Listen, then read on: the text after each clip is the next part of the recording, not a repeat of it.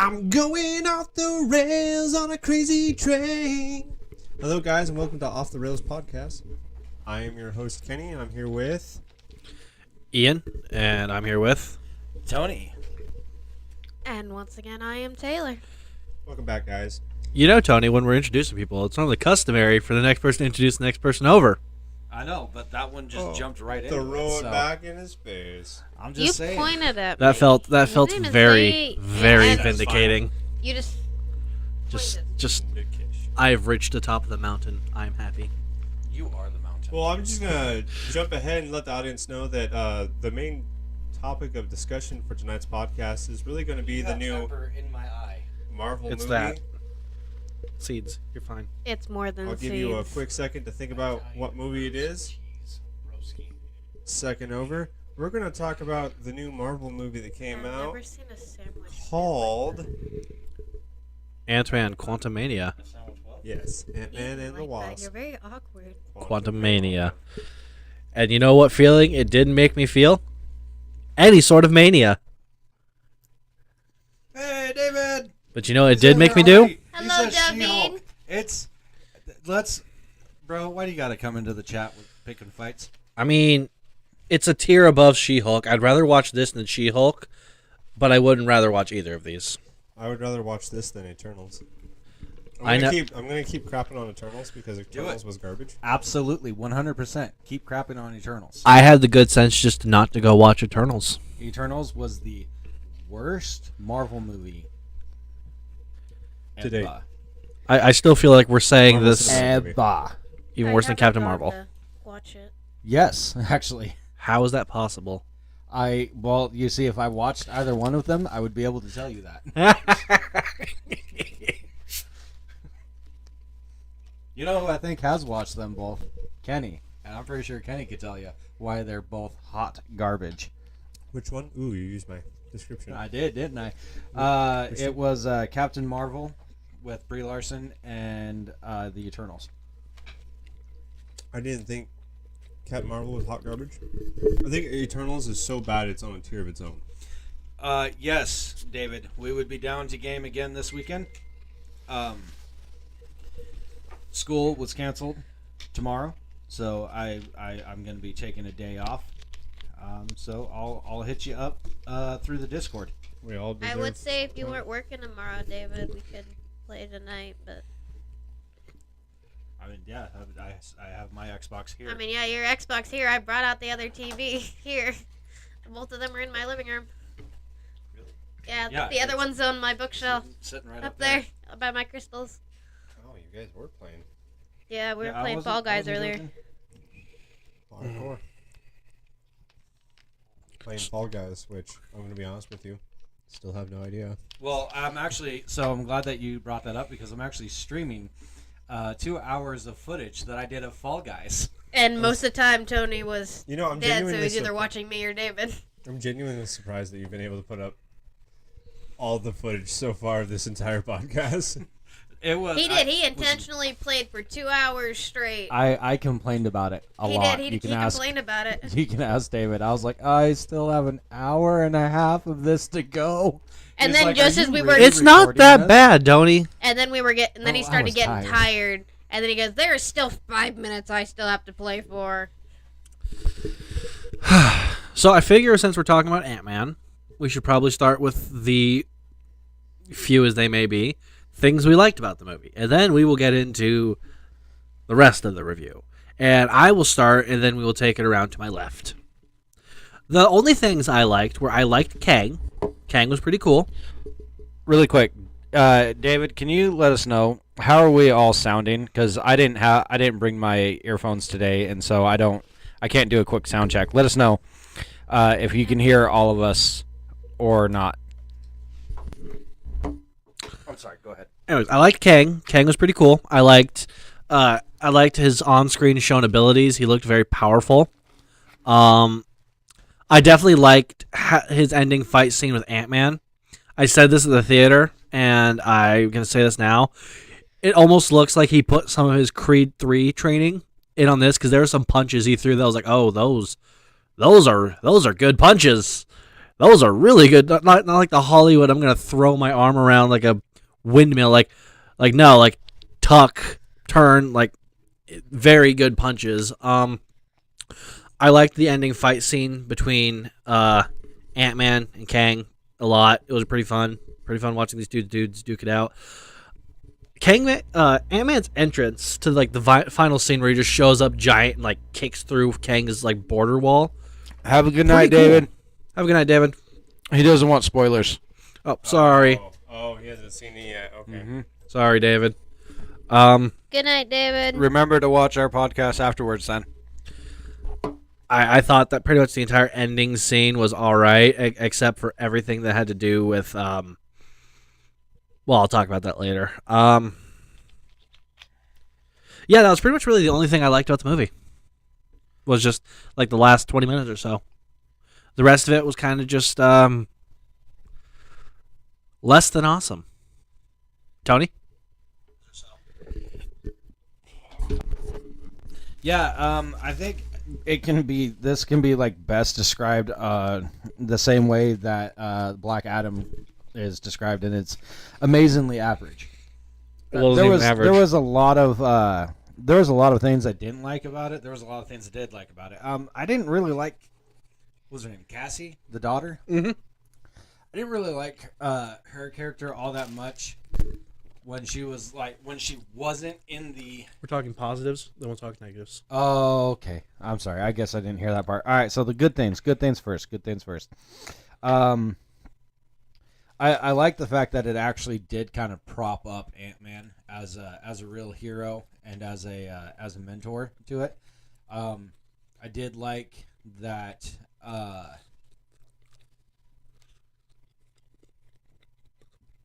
I'm sorry. I did like that, even though power scale wise between King the Conqueror and Ant-Man, it's like drastically tilted.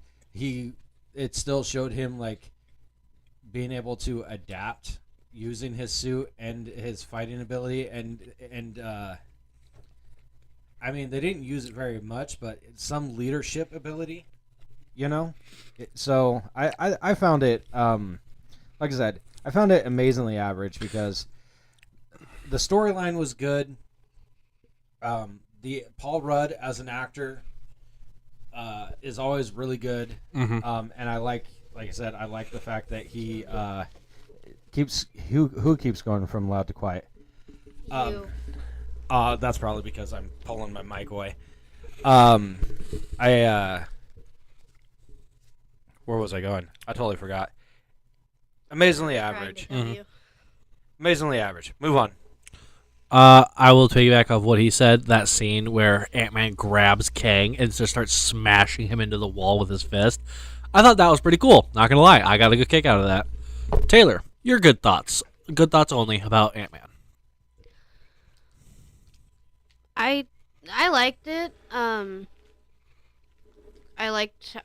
did like how he kind of took charge and they kind of put him to where he had to make his own decisions in this instead of, a lot of other people influencing his decision. His decisions. Sorry. I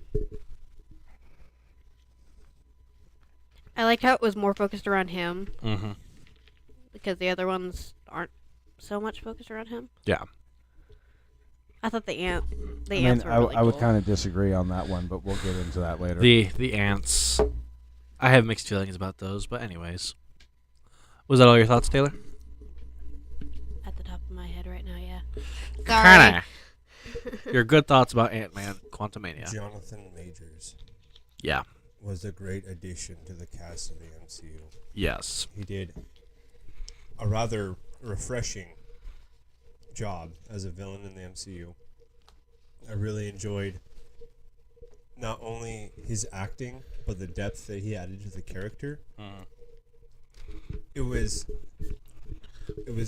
nice seeing someone being able to play someone that you would consider your friend, and then slowly begin to realize, Nope.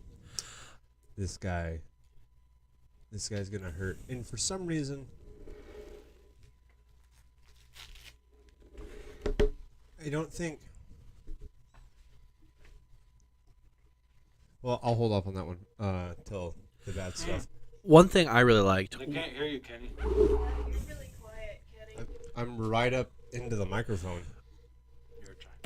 One thing I really liked was how, with a lot of MCU villains, they've tried to make them, ambiguous. Like, Killmonger, is he really that bad? Or, Thanos, oh, well, he has a good purpose. And Kang is just unambiguously, I want to conquer and break and get revenge for what they did to me. There is no, oh, he might have a point. No, Kang is just unambiguously a bad guy. And I think we need more of those, but done right. Because, you look at other MCU villains that were just bad guys, like the dudes in Thor 2. Horrible villains, unambiguously bad guys. Red Skull, not really a great villain, unambiguously a bad guy. Kang is one of the first villains I can think of who is just there's not a redeeming quality about him. He is a terrible person, but he was done so well. And that's what I really like, is that it's the villain mark has gotten a little saturated with, oh, he's just misunderstood. And so I'm glad to see no, this guy is bad. No question. We want to see him put into the ground. It is. Like I said, it's refreshing to see a villain that's like, oh yeah, I can. He doesn't. Not every villain has to be relatable. Not every villain has to be relatable. Not every villain has to be like, okay, I can see from a certain point that maybe he's got something to stand on. No, at the end of the day, I just like to see a villain that's wrong and be defeated. Mm-hmm. And a lot of villains are moving away from that now, mostly because people are trying to write riveting stories, and so it's the pressures on story writers to come up with villains that are not only relatable, but from a certain standpoint, you could see that maybe they just went down one too many wrong paths, and they went from being the hero to the villain. But seeing someone that's like, oh, okay, yeah, this guy's the villain, let's see him be put down, it's nice. There's no, I kind of feel bad. No, it's like, no, I want Ant-Man to just suplex this dude through a floor. Need help with that? Or are you just putting it out there for? Oh, I see. So, no, I'm glad they're making, especially considering the fact he's being teed up to be like the next Thanos level threat for the MCU. It's nice that we're not going to have a bunch of Thanos was right. Was Thanos really such a bad guy? I mean, Thanos might have had a point. No. I'm glad to see we're going to have a phase of this dude's just a horrible person. We need to stop him. I'm glad. It's overdue for a good bad guy. So, yep, 100%. Okay, I think we've praised the movie enough, as much as it deserves praise, maybe even a little bit more than deserved. Let's start with what we didn't like. For starters, pretty much everything that has to do with Ant-Man's daughter. I'm not gonna lie, every second she was on screen, it felt like nails on chalkboard to me. I just couldn't stand her character, especially when she felt the need to start. When everyone felt the need to start lecturing Scott about how he needs to do more. It's like, The man has done a lot. He has really done a lot for all of you, and you're all kind of treating him like crap, even though he's kind of done a lot. There's definitely a lot of underlying themes that they were pushing at with Cass. You can't help but notice how strong they were pushing those themes. Dude, she was an activist. She was driving point is what she was. Her first scene was her being bailed out of jail for participating push in a it too peaceful hard, protest. even though it was very present. Jail with her is character. calling me. Yeah. Even though it was strong with her presence, they didn't push it too often. And then how they redeemed, how they tried to somewhat redeem Yellow Jacket MODOK. Oh yeah, by the way, spoiler, MODOK is Yellow Jacket, and the CGI for him is it's really not that bad. No, dude, it's bad. I don't know what you guys were expecting, but it really wasn't that bad. He looked like George Lopez from Shark Boy and Lava Girl.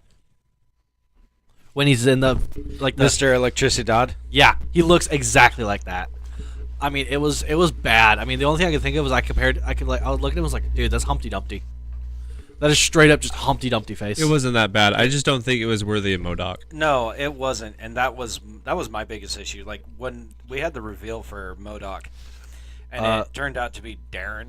Y'all laughed. Yeah, I did. Tony because laughed it was especially. ridiculous. It was ridiculous. It was dumb. MODOK was a force to be reckoned with in the comic books. Yes, he got made fun of because of his extremely disproportionate size, but I think that they could have handled it a lot better than us seeing MODOK's little baby potato butt.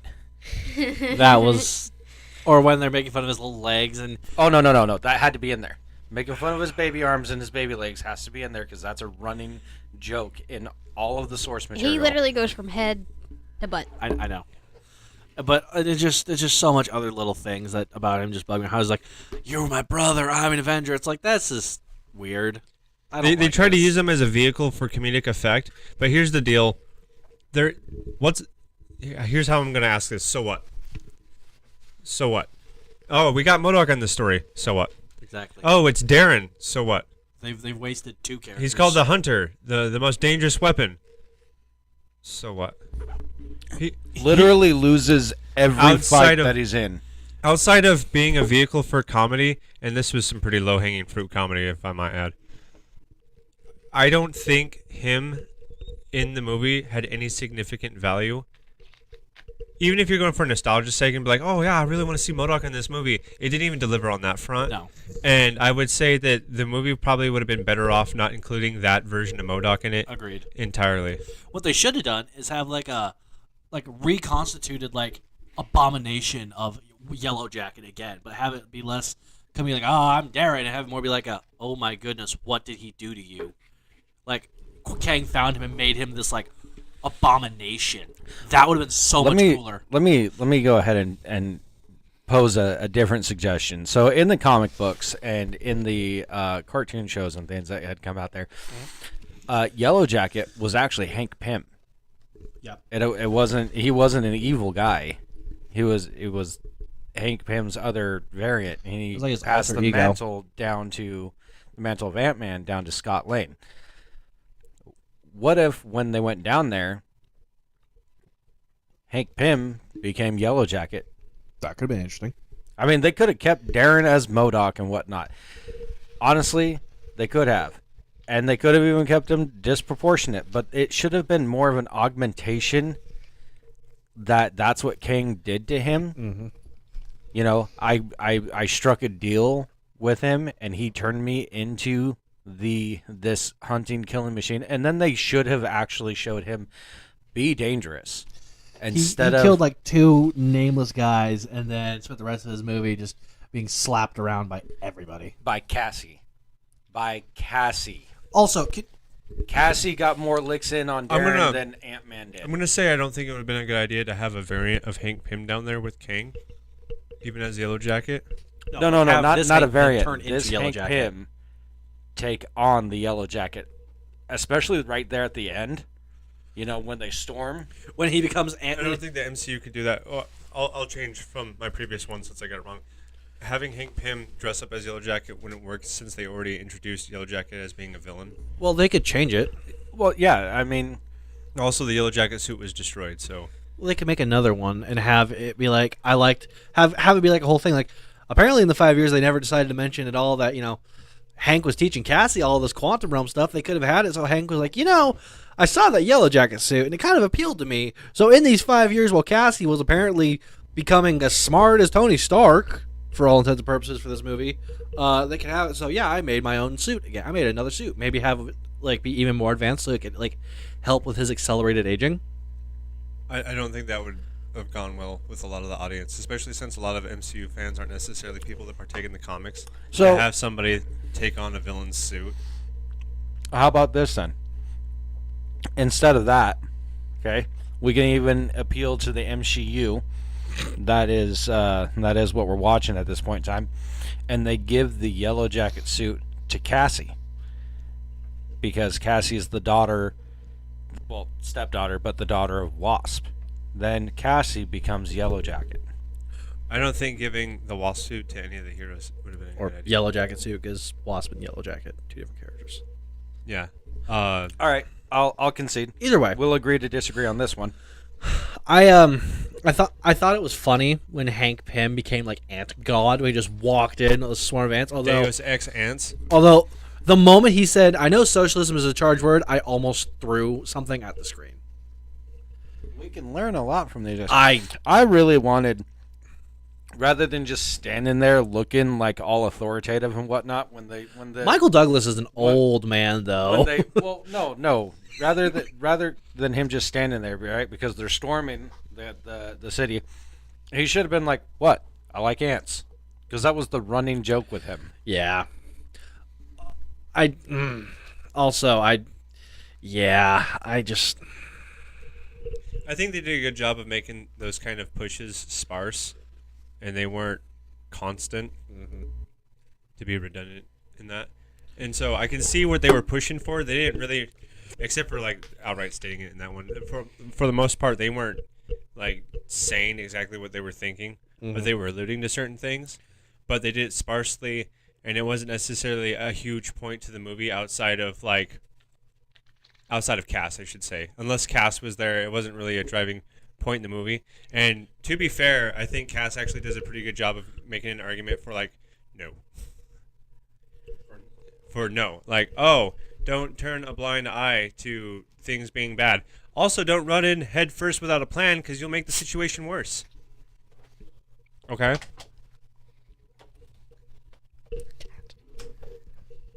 No, I'm not turning a blind eye to this, but also, first of all, it's not my business. And two, if I just go in there thinking I'm going to do good and I just say or do whatever I want, I can make things worse. Kind of like how Janet did by helping Kang and then realizing way too late that helping Kang was the problem. And I couldn't stand Cass. I know they won't. I hope they make her character more bearable next time we see her in the MCU. I know they won't, but I hope from deep in my heart they do. The only part about Cass's character that I hated was just the activism angle that they took with her on it. And just about anything that had to do with a female character was exposition. We couldn't just see that the female characters were cool. We had to be told that they were cool. We couldn't see that they were a driving force. We had to be told that they were a driving force. Allow your characters to show us their abilities and their merit. We don't need to be told what they are. One thing I really like though is she kept talking a big game. Oh, I know how to do it, and she didn't really figure out how to use her Ant-Man suit until like the last 10 minutes of the movie. She kept going, oh, I'm practicing, I know what to do, and spent the entire movie doing it wrong. But that's most teenagers. Yeah, I was going to say Agreed. That's an accurate reflection of teenagers in general. I know, that's what I'm saying. I like And that they did that. That was the point that he liked about it. That they didn't just make her automatically perfect with the suit. Oh, Equals. I see. Yeah, I'm glad they made her fail and made her go, when he was like, shrink and tap. She's like, I know what to do, and then proceeded to fail every single time. Jump and tap. Whatever. I appreciate the fact that she tried to help MODOK. I appreciate, because that's what Hank Pym was like in the comics. He was more about rehabilitation than just defeating villains. And I like that she was willing to help him think about things differently. But I'm not very impressed with her throwdown with MODOK. No, and can I talk for a second about the specifics of her helping him? Can I say that quote? Or are we gonna veto me saying this? Because I feel like it's the bold recognizes Brother Ian. Yes, a man who, in the first time we saw him, was just murdering with complete disregard for human life. Exactly. I will be. And then the only way we can change this man's ways, who even, became a soulless killing machine and was down there killing for how long? Who knows how long in the quantum time. And he's redeemed by a child. A child just looking at him saying, "Don't be a dick." And he's like, "You're right." And then his whole thing at the end of, "I'm done being a dick." It's like, I am not. I thought he was saying, "I'm done being a dick." No, I am not. Oh, I am not a dick. It's like, really? This is our big redemption for this guy. There's nothing worth that MODOK character. If we take MODOK out of that movie entirely, it would have been better off. I felt like there was a lot of stuff going on. There's a lot of that. Didn't need to be there. Or the whole thing with Bill Murray was just... No, that had to be there. Yeah. No, but there are parts of it that were provided a really lot of irritating. context. It provided a vehicle for context. It also gave some decent humor. We got to see Bill Murray, and there's nothing wrong with seeing Bill Murray. Bill Yeah. Murray will just magnify. I just didn't enjoy the scene a whole lot, personally. I think my favorite part was when the... I'm actually kind of impressed by the range of acting Bill Murray displayed in that scene because he was capable of subterfuge on a level I've never seen him do. Yeah, he came in as his usual goofy self, but Over he the got top. really dark really quick. He really did. He got vengeful. I've never seen Bill Murray be vengeful. Didn't do it for me, but I'm glad it did for you. Yeah, Well, like I said, MODOK is the only character I think we can take out of that movie to actually make it better. some of the Freedom fighters. some of the villager Background characters are background characters. I'm talking about named people. was that one chick that she broke out of the jail. You would think it would make the movie better if we took her out. Okay, I don't think it'll hurt it not having her there. Could have trimmed the plot down and given us more time with Scott and Someone else would Cass. have to take the place of that. No one has to take the place of MODOK for it to be a better movie. I mean, If you just take MODOK Bill, out, but Bill, it's a better movie. No one even replaces the role of MODOK. but Bill Murray's whole shtick kind of sums up the issue with that one. Like, the only reason why they had that character there was to kind of boost Cass's activist angle. I don't think that that character added anything to it. That being said, I guess you're right. It Hear me out would here. not necessarily improve it. Come here. I got With her being removed as well. an idea. Take her out of the movie, replace her with Bill Murray's character, but change him a little bit. Let me finish. No, Let me you're finish. you're good. I have a whole different. I heard you do the big inhale, pick up the mic. I was like, no. Let me. Have it be, instead of him selling out entirely, have him be like reluctantly sold out, and have him have like lost the spirit to fight, and have Cass kind of like through her youthful exuberance and not inspired, but like her drive, her passion for it, for activism and freedom fighting.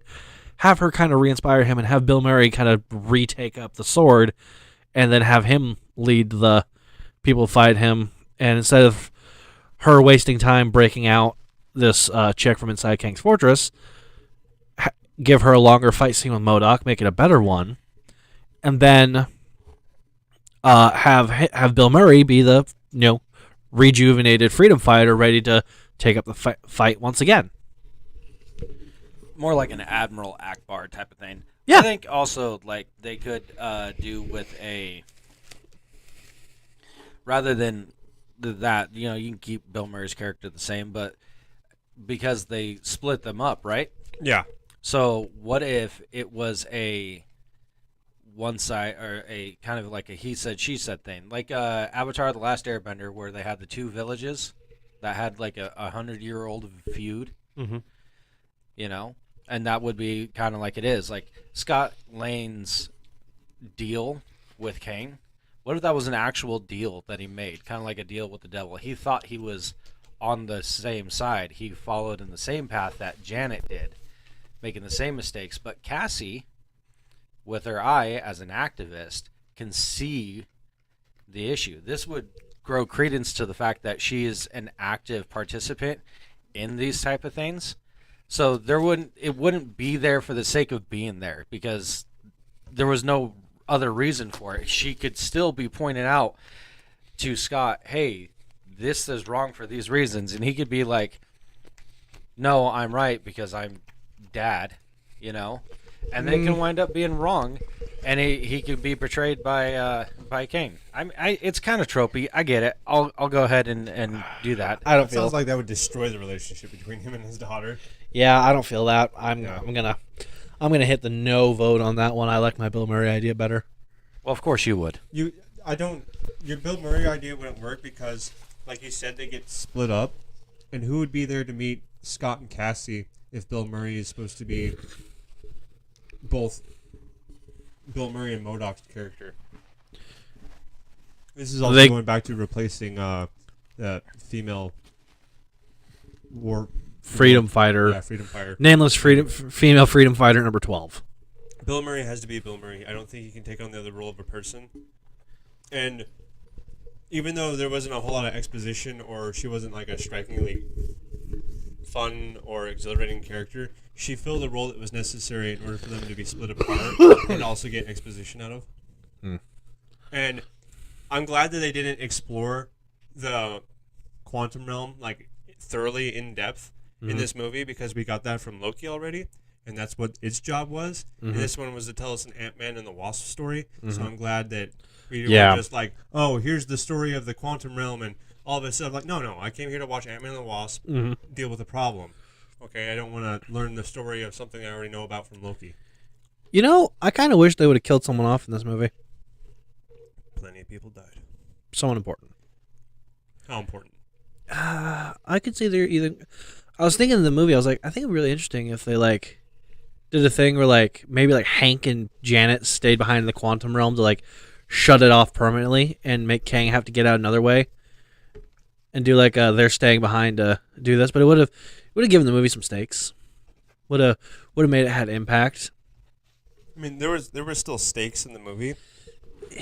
It's just that not everyone's singing "Kumbaya" by the end. Make sure you're really up on your mic because you're. I'm doing this. But you're phasing out. I'm having a hard time picking you up. I can't get any closer to this mic than what I've been doing this whole time. Unless you want me to go like right in here. This thing is literally touching my chin every time I talk. Maybe check the connection. Make sure it's like. It's in there. I don't know what to tell you then, but I don't know. It felt like they built Kang up a lot, and I know They did a lot of pre-hyping before we finally got around to his character. But I think it was fine. The one thing that I don't like is that not necessarily that the payoff was bad. I don't think he was as powerful or as imposing as he should have been. I think he should have been a little more stoic with his thing. He did a lot of screaming when he was like doing his beams and stuff, and all the iterations of Kang I've seen, he's very stoic, very stone-faced. I mean, we've had emotional villains in the past. I would have liked to see him when he like came out of his little tower and levitated down, and started like beaming all the. Oh.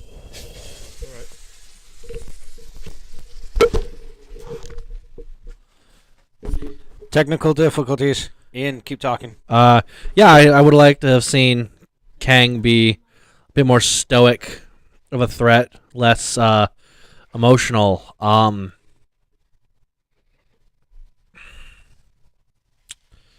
Let's see here. What else did I like about the movie?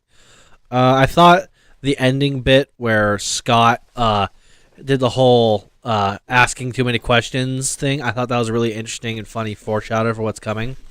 I found it to be very humorous how he was constantly like, no, it's fine. It has to be fine. And he's like repressing all of his like internal struggle. I found that to be very humorous.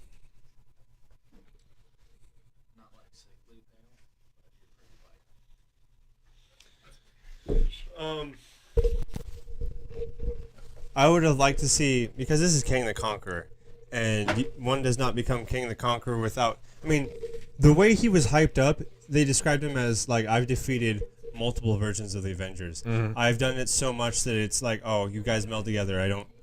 It's child's play. They should have shown And then his he trophy struggles room. with Ant-Man. They should have shown his trophy room. I wish he had greater feats, and I wish they made him more daunting to defeat. And I'm glad that in the end he was beating up. Mm-hmm. Wow, I'm really. I'm glad that he was taking it to him, but I genuinely wish that we got to see a more powerful King the Conqueror. Yes. Like, I appreciate that he was coming down and he was defeating all the guys coming up to him, but every time he had like a powerful moment, I feel like they immediately had to like undermine it with some comedic moment, and it's not worth it. It wasn't worth it, and it definitely did not pay off with all the hype they were giving him at the beginning of the movie.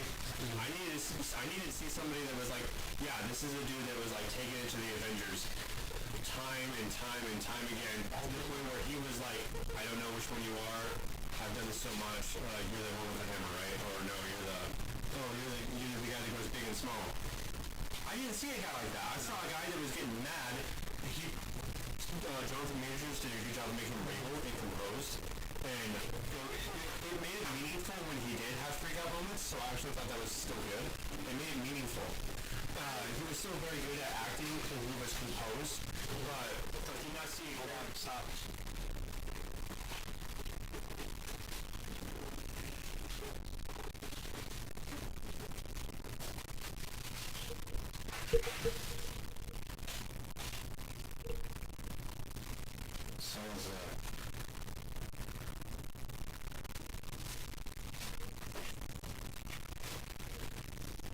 sorry, everyone. We're having difficulties. We have really bad static coming through. Like you sound like you're talking through a nuclear bomb abandoned radio. I don't know what to say, man. I can unplug it and plug my hand. See if that doesn't work. Testing, testing, 1, 2,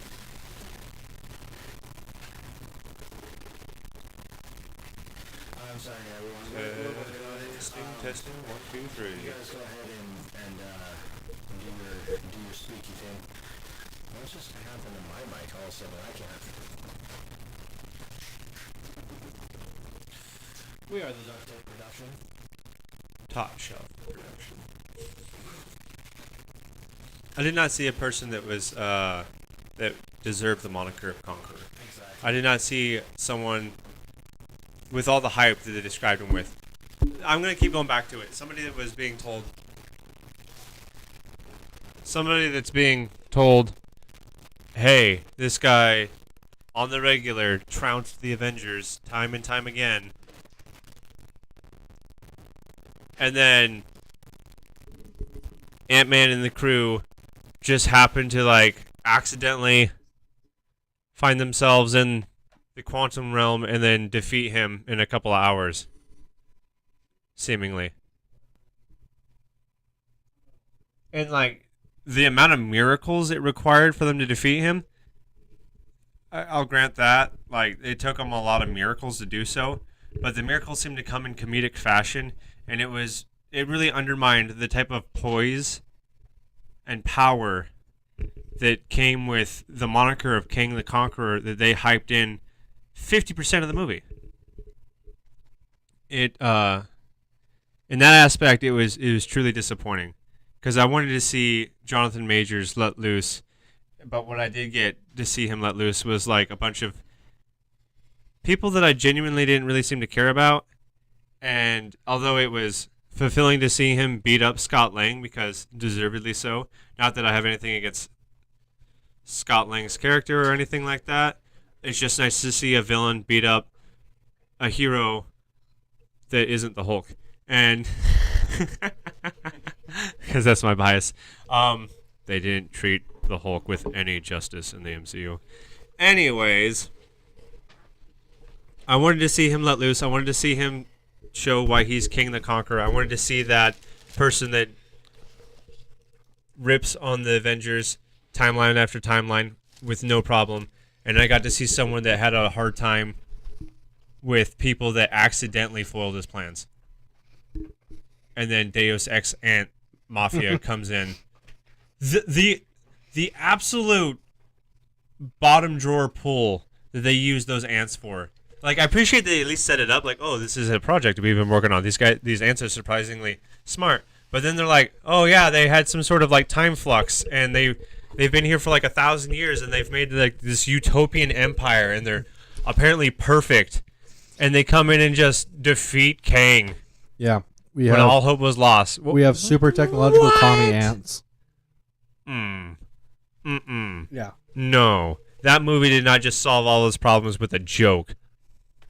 Not after all that hype about somebody that powerful. I don't care if this is supposed to be a comedic MCU movie. Nope. I gotta be honest. I closed my eyes around that time. Nope. I wish I could, but I was so in awe Nah. and just dumbstruck by what I was looking at. I couldn't look away. Yeah, I could. I wanted to nope, see. Couldn't do it. I wanted to see Paul Rudd outsmart King the Conqueror, or maybe make a sacrifice like you were talking about, where there were stakes and then he took him up on the stakes. No, I got to see Hank Pym come in glorious fashion. I'll add. Like That's why I call Michael him Ant Douglas God. coming in at the end was majestic. I love that. But the problem was solved by an army of ants that were just apparently awesome and perfect and infallible. I know. So like they're they're bringing up Scott Lang's history again. He's this master thief, right? But he didn't really have to like break into anything during his issue. But what if they used that then as the thing? Like he finds a way to pickpocket or steal from King. He outsmarted him by using his talent, which was a thief. Well, and they stole the MacGuffin. and then broke it right Even then if and it was there. like a switcheroo. Well, like, they also established gives him a bag, and then he opens up the bag at the end, and it's the wrong thing, and then there's Scott like, haha, I got the real thing. Well, they've established. They've already used that joke in the MCU. I know they're capable of Well, it. no, they've established several times that Scott is also a master of sleight of hand. That they did a whole thing in the second Ant-Man movie where he's on house arrest after Civil War, where he learns trick magic and stuff. And even in the beginning of the movie where they're showing like a montage of his life, and he's sitting at the table with the guy, and the guy reaches for it, and he just flicks his hand, and in his hand is his credit card. I think it would be really cool if they put that in. Like, hey, not only is he a thief, he's also a master of sleight of hand. And I would have liked to have seen that. And the only example we really got of that, I mean, in the last movie though, when he was under house arrest, he was trying to do magic. He did learn magic, and he actually taught it to one of the sword agents, actually. the only example we got of that in this movie was when he passed the, I don't know what those things are called, but the ones that Cass used to grow big, when he passed them on to her. You noticed that too? Yeah, that was the only time we got to see any sort of like sleight of hand, trickery, or anything.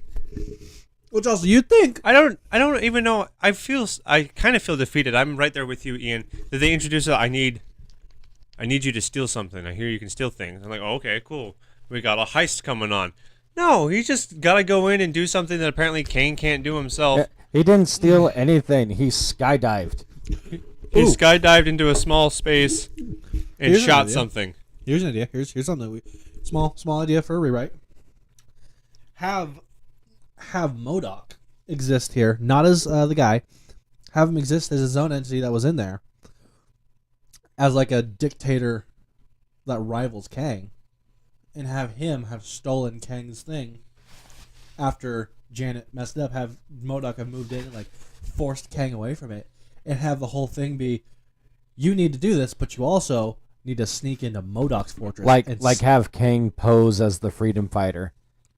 Not even what I was thinking. That would be like a rival Well, yeah. faction. Well, yeah, Not but even have Kang pose as the freedom fighter. But I mean, we have that. We have two factions. We have the freedom fighters versus Kang's thing. But if you have No, Kang pose that's not what I'm as the saying. leader of the free He's proposing his own idea. opposing, if you have Kang pose as the leader of the freedom fighters, and he convinces Scott to steal the MacGuffin from MODOK, and then Kang goes ahead and reveals the true nature, everything is still split up. Hank and Janet are still off doing their thing. Scott's got to do the heist thing. There's no, intentionally or unintentionally making daughter not want to talk to him anymore. There's no way we can have MODOK even be relative to Kang. Especially with the amount of hyping we did to Kang, MODOK can't be relative to him at all. It can't be somebody that's withholding anything from Kang. No, not that's Kang with his technology. But Kang without technology, MODOK is better than. And they already established that in this movie. Kang without his technology was less than Janet. Because the only reason he was able to amass as much power as he did is because he managed to get his suit before Janet turned off his thing. He managed to get some of his technology, but I'm kind of saying where Tony's going here. Have a Kang without technology and have MODOK be the reigning head honcho. Or even give Kang a limited amount of technology, just enough to be a threat to where he could hold Cassie hostage and be like, go steal my thing. Or I guess if he's being a freedom fighter, then just have him just convince Scott. That would change a lot of the layout of the movie because they would have to accelerate the introduction to the quantum realm a lot earlier. They'd have to have a whole arc where he defeats MODOK much earlier. That way we have enough screen time with Kang being the actual bad guy for it to even matter. I guess you're right. That throws the storyline I mean, through a huge loop. This story that we watched was already pretty bloated with things that could have been cut out. They could have cut a lot out of here and still had it be relevant. Like you guys said, just about anything with MODOK being removed 100% doesn't hurt the story. I don't know if having MODOK as I think it would detract from the story using MODOK as a primary villain, and then do a Kang's twist being and have Kang. Kang is being introduced. Also, as it the doesn't next- help you building up Kang the whole movie while you're having him work with the main hero to defeat MODOK. I disagree with that because Kang is supposed to be the next big bad that's built up over over a series of movies within this Phase 5 of the MCU. He's supposed to be built up over it, right? So they have to do the same thing that they did with Thanos. That formula works. If they show MODOK super powerful and Kang posing as a freedom fighter, then at the end of the movie, Kang can reveal how strong he is and then just bounce out. Here's an idea. That works. Here's an idea that instead of having Ant-Man defeat him in some, defeat him, have it the moment Kang gets his technology back, he just squashes MODOK like a bug. Just thank you for this crunch, and just immediately and we can even hype MODOK up a bit. MODOK, he's the big bad ruler of this quantum realm. Don't tangle with MODOK and have him go, thank you for giving me my quantum engine, and then just. It still detracts too much from Kang, and we don't get enough of Kang as he's supposed to be in the movie. If we wait till the very end to show him as he is, how he's been hyped up to be, then I spent the whole movie getting hype and then just like a little bit of seeing who he really was. And that's frustrating as a viewer. You're right. To get that much, to get 90% movie of hype and then get like a little bit at the very end and then him be defeated by some random solution. That doesn't work. I don't think hyping up MODOK and making him a villain for a couple of it doesn't work for me. I don't think that's a efficient solution. I think it detracts from Kang. It robs the viewer of seeing Kang as his potential for literally 90% of the movie. And then that requires the movie to do a whole bunch of hype and exposition until like the climax being within the finish line, and then they have to hurry up and just explain a whole bunch of stuff in the last 10 minutes. Okay, you're right. You're right. And that prolongs the movie. It's not it's not satisfying, and then it rushes at the end. Okay, you're right. I can admit when I'm wrong. I appreciate trying to make MODOK useful, but that's not the way to do it. I don't want MODOK to detract, and they did a good job of not allowing MODOK to detract from Kang, but the way they used him in this movie was still criminal. You know what they should do should have done for MODOK? Should have saved him for the Armor Wars show, because apparently AIM is supposed to be the big head behind that, and MODOK. Yes, they should have made MODOK a big villain. I wasn't even aware that Armor movie. Wars was going to be. Well, a also thing. it's a movie well, now. I mean, it's not a show. MODOK is part of AIM. He is the whole thing of AIM. Yeah, he is. Why couldn't they save him for AIM? Thank you, Ian. Yes, that would have been beautiful. There was a lot of because they wasted AIM in Iron Man 3 too, so they could have a whole new thing of AIM pop up for Armor Wars. I was going to MODOK. say there was a lot of misuse of Marvel characters in the MCU so far. I mean, the Mandarin. Don't. Although apparently there's supposed to be something happening with that. There's 3 different Mandarins now. I guess. There was the Mandarin as Killian. Yeah, Killian. Was and then there was the British guy. The British guy who was the actor, who actually turned out to be the Mandarin, but still an actor, like he's a useless Mandarin. And then there was Mandarin in, was it Shang-Chi? I think so. I never saw Shang-Chi. Yeah, it was because the 10 Rings. Believe it or not, Rotten Tomatoes scored Iron Man 3, one of my worst scoring movies. In the MCU, they scored it as a 79, above things like Avengers: Age of Ultron. What? What? Age of Ultron is not a great movie by any means, but it is way better than Iron Man 3 scored 79 on the Absolutely not. Rotten Tomato meter, or whatever that's called. Taking a The break. tomato meter sucks. Taking a step That back. villain was terrible. The twist wasn't worth it, and it's not nearly as compelling as Ultron. Voiced by It was live action Jason Spader. Jason Spader, who is one of the best actors ever, and he gave a lot of personality. I'm glad they chose him to do Ultron, because Ultron's supposed to be very Machiavellian, very methodical, kind of like what we were talking about a Slytherin to be last podcast. Adding his personality to Ultron was perfect. Okay, guys, I got 2 questions. And there's no way this weird Mandarin was better. First one is favorite on-screen MCU villain. You cannot say Thanos, because that's the answer. Everyone throws out, oh, Thanos is the best. Thanos is the best. Who is your favorite on-screen MCU villain? Ultron. Okay, Tony? I'm thinking. Okay. I got to think about this one. So you've already listed the reasons why you liked Ultron. Is there any other reasons why you liked Ultron?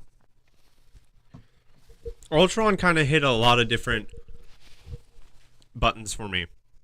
Like we talked about earlier, sometimes you just like seeing a villain that's wrong. Yeah. Ultron is clearly wrong, but at the same time, you can kind of see where he's coming from, because it's hard to understand and relate to him, but also at the same time, someone that their introduction to the world was through the internet. Of course, they want to kill the world, as the meme goes. Yeah, fair. But seeing someone that dealt with a lot of their own personal issues and having access to just about anything they could possibly want, and going the way that he did, made a lot of sense. But he wasn't perfect himself in his own ideals, and I don't think that they tried. I don't think they quite hit the nail on the head with their with the moral dilemma that him and Vision had at the end of the movie, where they were talking to each other. Yeah. I think they did a pretty good job of talking about the underlying fear that Ultron had. I think they did a good job of that. I think they explored Ultron as a character beautifully in that movie. But when it came to like the moral dilemma, it was like, it is what it is, and it's beautiful in the end. So whatever. Like, really? That's what we're settling on. That's the note we're going out on. I kind of think Baron Zemo That's my pick. Baron Zemo is my favorite MCU villain. I love Zemo. in Civil War. Not just Civil War. I Baron love him in Zemo. Falcon Winter Soldier too. Baron Zemo made Falcon and the Winter Soldier. He really did. Although John Walker was also really good. I liked him a lot. But no, I like Baron Zemo a lot because I can. He jumped on a live grenade. Would you jump on a live grenade? Yeah, actually I did 6 times. I love how Falcon. I love how they both just have to like, well, crap. But no, I really liked Zemo. I look forward to seeing what they do with him more. He's a thinker. He's not just I'm gonna beat this into submission. He's a planner. And I mean, besides Thanos, he's the only man who has defeated the Avengers. Truly defeated them. Made them separate. Made them turn on and try to kill each other. And I don't know. I love the fact that he is just a man. Well, I mean, yes and no. Ultron But- caused a lot of strife in the team too. Agreed. Yeah, But I liked. if anything, Ultron teed it up, and Zemo slam dunked it for him to I- really just. I liked how Zemo refused to compromise. Now, for Ultron was naturally going to do this, okay? But I liked how Zemo refused to compromise any of his integrity and his what he thought about it. He used the skills that he earned through being an intelligence officer. for He was Sokovia. SF. He was SF. He wasn't intelligent. He was SF. Okay. I'm not gonna argue it. That's fine. No, just he was head of one of their kill squads. He was special forces. He wasn't an intelligence officer. That's fine. That's- But either way, he absolutely he wanted one thing and he went for it and he refused to compromise it. Like they all thought, hey, he wants this army of super soldiers. And he killed them all. Absolutely did not want any of it. As a matter of fact, he ended it because he didn't say it quoting this one, but he quite literally looked at Captain America and was like, "You guys are the problem. I love how they even doubled down on that. You're the reason why my family died." I love how they doubled down on that in Falcon and the Winter Soldier when all this serum landed his feet. And he wasn't even 10 for a second. He started stomping on it. Like immediately destroying all that serum. And I was like, I love it. I love it because everyone else in the series, I want to be a super soldier. I want to be a super soldier. Even Sam, do I want to be a super soldier? And Zemo just, I don't need it. I will take you all down. Well, as a no, because he man. took down an entire team of superheroes by himself with little to no resources. He is just a man, just a plain man. I love it. I'm mad that they're not using him in Thunderbolts. They've released the casting for Thunderbolts, and he is not in it. That's at least not publicly yet. And I am mad that he's not in Thunderbolts because I think that's the perfect movie for him. To Harrison Ford. I hope he does it. I good. forgot what I was gonna say. I'm Moving on. super looking forward to Harrison Ford in the MCU. It's an itch I didn't know I had, and I want to scratch it. I'm super looking forward to Harrison Ford in the MCU. You know what's the most forgettable MCU villain? Hit me with that most forgettable MCU villain. Go. Before tonight, I would have said Yellow Jacket is up there. But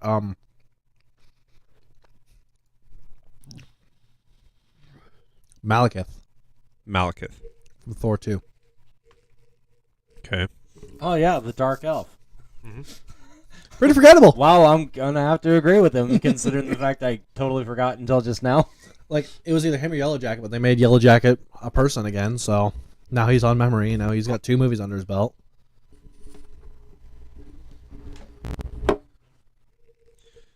I think the villain from Eternals, Haven't seen it, so I'll take your word for it.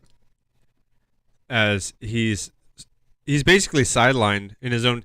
There's a point where he finally comes up. He's as strong as he can be, and he comes up for like a scene for like a final throwdown, and they keep like the story keeps pushing him off to the side.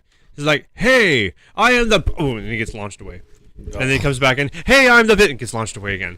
And it's like the story can't even take its own villain seriously because like the infighting of the Eternals itself Jude Law just keeps throwing him is away. the villain from Captain Marvel's. Jude Law. It's But no, absolutely Malekith, because like I totally forgot about Malekith until he just brought it up. I was like, Malekith, who is Malekith? the deviant super leader. They tried to show us like from time to time, like, "Hey, this guy's getting stronger. Hey, this guy's getting stronger. Oh no, here he comes!" And then they're like, "Oh, he's here." Anyways, we were saying, and it just ignores it. It's the own story ignores its own villain to the point where you're like, I don't care. Like, I feel like this story has abandoned its own villain. Thor 2, the not the underworld, the dark world. They didn't abandon Malekith, but The Eternals? abandoned their person. they abandoned the deviant at the end. The super deviant. Okay, now here's a new question for you. Favorite on-screen Iron Man suit? Now, it could be an Iron Man variant suit, like the Ironmonger or something else, but favorite Iron Man suit on screen? Probably his nano suit. Which one? He's only got one nano suit. No, he's got 2. Infinity War and Endgame were different suits. That's right, because one came with a hard light shield. And the other one didn't. And one of them also had the gold arms that were classic, and the other one just had the standard red Yeah, arms. yeah. The Infinity War. So his suits are progressive. If you watch all of the iterations of Iron Man, his suits are very progressive with it, as in that they adapt over time, right? Yep. So in Infinity War, he was constantly using nanites to Make block. the shield. Yeah, to block, and they were constantly getting destroyed to the point where they were being destroyed faster than they can re-replicate. And in Endgame, he developed a hard light shield, so that way he wouldn't have to expel any more nanites for it. Exactly. So So, which one? Infinity War or Endgame? The latter. Yeah, okay. That's a pretty good one. Tony? I mean, that's the one that's most adaptable. to it, I would have to probably say, like, for the sake of nostalgic, I kind of like the Extremist suit. Is that the one from Civil War? No, it's well, Okay, that's not the Extremist suit. You're talking about in the MCU, right? Just MCU. I don't think the extremist suit is in the MCU. It is and it isn't. So the Iron Man 3 Oh, suit, the gold suit? the Iron Man 3 suit variant is actually directly derived from the Extremist comic book, because his suit didn't actually come from him. His suit was telepathically controlled. And in Iron Man 3, that's what he did. He gave himself the shot so that way he can telepathically and through motion control his suit to come to him. The extremist suit is supposed to be like if Venom was an Iron Man suit. So like the comic book, because this is one of the ones I actually read. He got in it, right, and it just basically turned his body into a supercomputer. But the armor itself actually flew to him. It didn't come from him. That's more of the nanites. So, my answer is actually kind of a twofold, because my favorite isn't even actually technically an Iron Man suit. It is the Iron Man 2 War Machine suit. I love that suit. It's just so tanky and bulky. I love it. I can't. Every second it's on screen, my eyes are glued to the screen. It is the reason why I will watch Iron Man 2 again. I will watch it just to watch the ending battle again, where they're in the garden fighting the drones and Rhodey's just going ham, and like how they're able to get away with that scene where he's shooting one up close and like the oil splatters on his face. It's like a blood splatter. Just I will watch that entire movie just for that like 20-30 second scene. And my actual favorite Tony Stark wore an Iron Man suit is the one from Avengers, the final battle. The like I think it was like Mark 8. The one where he gets thrown out of the tower and it shoots out after him. That one with the big old shoulder pads, and he's just. I like bulkier suits, and so those two really just do it for me. But 100% overall is Rhodey's War Machine suit from Iron Man 2. But if you were limiting me to a specifically Tony suit, then it's that Avengers one. The Iron Patriot. I didn't even like the Iron Patriot that much. I like how they used the Iron Patriot to capture that senator. Oh yeah, I thought that was a pretty clever use of a suit. To use it to capture a high value target. yeah. That was brilliant. Actually, I commendable. Good writing. I like the scene. I believe it's in Iron Man 3 where they use the Hulkbuster suit to stabilize that shipping container. It wasn't the Hulkbuster. It was another version of the Ironmonger. I call it that because it's a big suit. If anything, I actually like to call it Atlas because it's a fitting name in my opinion. I don't know if it really had a name because it just had a screen time where it showed like a piston spine. But I think Atlas is a fitting name for that. I like that scene. I like seeing like a big burly suit out of nowhere come in and just lift a shipping container. The actual Hulkbuster suit was nice to see, and his fight with Hulk was pleasant, although not appropriate because there's nowhere in any comic ever where the Hulkbuster suit has ever done anything to the Hulk. And so, and I see the direction they went with it. It was supposed to be like Hulk came out of it. It was like, oh, what have I done? I hate this. And then in that moment of And then Iron Man's just like, sleep. in that moment of remorse, just sucker punched him. Nothing will beat when Iron Man hits him with the elevator and then the combo, and he just looks at him and spits out, and he's just like, "I'm sorry." That was hilarious.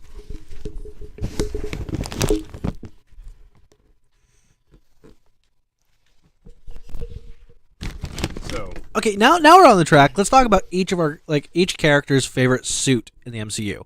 Captain America. Who do we got? What's your favorite Captain America suit in the MCU? It's probably first one.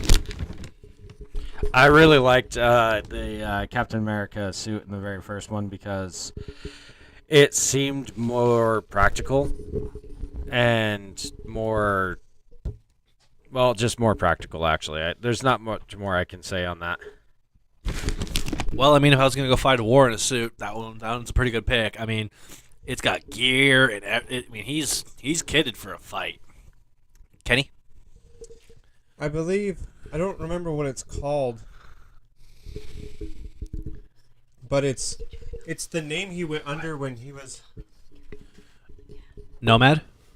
Nomad. The Infinity War suit where it's all Yeah. torn? Yeah, that's the Nomad suit. Yeah, I couldn't remember the name of it, but I liked that one. That one was pretty neat. When he was basically like an underground A-team kind of thing. No, yeah, him, With, him and his Natasha, other and super yeah. If Although, you need them, they will find you. I mean, I tell you what, man, Hannibal versus Steve—that's a fight I'd like to see. But no, my favorite is his Civil War suit, because that's like the pinnacle of like the Captain America suit. It is just the right line between modern tactical and classic comic book. It's got the colors, it's got the lines, it's got the gear strap. I also love how most of his later suits have this like leather like top strap to, like, hold his shield. I don't know why, it looks really cool to me. However, if that one isn't the one, then his Endgame Scales suit was really good too. Either of those, but more the Civil War one. So, I think Thor, we can all unanimously agree that Infinity War Thor was just it. The black male with the blood red cape and the "Bring me Thanos," just that. That is the Thor I want. I am so unbelievably amazed at how powerful they made Thor in Infinity War. Dude, he was over the top. He was gonna bring it to Thanos. which is How he should be. bonkers. It is bonkers that he was overwhelming the Infinity Gauntlet. What happened? They had to make Jane cool. No, so he comes back, right? He comes back in Endgame. He fights with the other two, like the big. I wouldn't say the big three heavy hitters, but the three iconic guys. The trio, the Trinity, the Marvel MCU Trinity: Iron Man, Captain America, and Thor. It's no different. I wouldn't call it maybe the MCU. That's why I said Trinity. the MCU Trinity. But all of a sudden he's like pokey bait to Thanos, and it's just because he's out of shape. Probably because his So head. you're telling me Like he's that also an scared in-shape his- Thor, regardless of Stormbreaker, an in-shape Thor with the right tool can take it to the Infinity Gauntlet. Well, also, I think mindset was in a different place. Thor in Endgame was very much kind of still in a defeated, I want to fight, let's do it right this time, but he was still not. I don't think the switch was still fully there for him. Whereas Infinity War Thor, I mean, look at the way he showed up. He showed up for blood. It's He crazy was to me there that to he kill was able to someone. throw Stormbreaker and overwhelm the Gauntlet, throwing a blast at it. I don't know what the writers were thinking, but they were like, all right, here's where Thor's going to throw his axe, and Thanos is going to respond by blasting it with the power of existence itself, and he's going to fail. And no one in the writers' room, none of the other directors, the actors, no one in that whole creditor list was like, no. Well, they did the same thing in Endgame where they made Captain Marvel, tanking hits and stuff, and then Thanos had to literally rip out the Power Stone and punch her out of the movie. Two things I have to add to that. The first one is that the MCU is unique in that they required Thanos to have to close the gauntlet in order to use it. He had to make a fist. Not always. There's times where he was using the Time Stone where he was like manipulating with an open hand. Well, they made a pretty big deal about him having to have a closed fist in order to do a lot of things. True. And that's why with her holding his fingers open, or like when they were fighting him in Infinity War when they were fighting him on Titan, they made a big deal about keeping his fingers open because he was able to manipulate the stones with a closed fist. Mm-hmm. But, and I don't know because there's a lot of things that you have to like headcanon about it because they don't outright say it. She was absorbing the energy of the stones was one thing that people proposed. Another was that she was just strong enough to hold his fingers open, which I can buy that. I can at least buy that she's strong enough to like her whole body stopping his fingers from closing. Okay, cool. I can buy that. I guess. That's fine. But the fact that she was able to like kick him in the knee, get him down, and then hold open his hands and kind of overwhelm him in that moment was okay. It's decent. I can see Carol Danvers. I can see Captain Marvel doing that. When you put it like that, But- okay, I can see it. But he appropriately outsmarted her, looked at the situation for what it was, took the Power Stone out, yeeted her in the most satisfying way possible. I actually found it a very appropriate scene. I liked it. They're like, okay, here comes the big gun. Oh, she's gonna take it to Thanos. Oh, she's able to hold his fingers open. Okay. If you want to use that as a strength feat against her, so be it. But it wasn't so unbelievable like Thor taking it. There's a huge difference from how she took it to Thanos and how Thor took it to Thanos. I'd also argue there's a huge power level between Thor and Captain Marvel. Kind of dependent. I would think that I'll at least state it like this. I think the way Thor was presented in Infinity War is vastly stronger than the way Carol Danvers Captain Marvel was presented in Endgame. Agreed. I'll say that difference was huge. I Carol really Danvers does have a lot of things going for her as Captain Marvel. She's just, I don't think she's as physically strong. She doesn't have the type of stamina.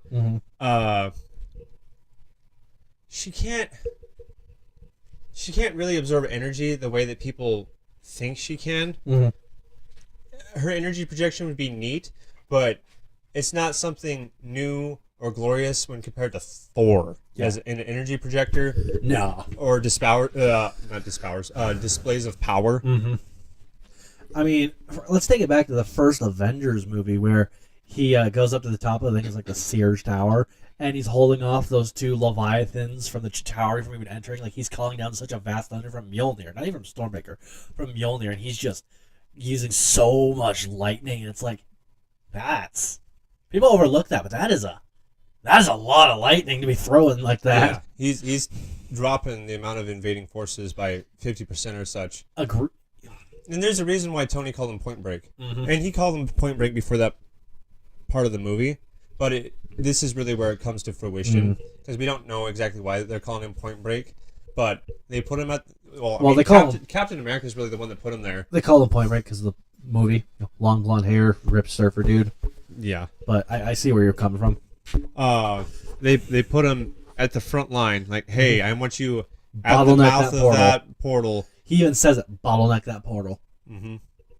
And what a beautiful choice. It's hard to escape somebody that has basically a shotgun at the threshold of a door. Yeah, it just, I love it. Or other movies, I'm trying to think of other good feats he has with his lightning. I mean, when he even doesn't even have a hammer at the end of Ragnarok, and he's just tearing those dudes on the bridge apart. It's just, And he eventually does stop because he comes down and he starts fighting Leviathans with the Hulk, which, sorry, Leviathan.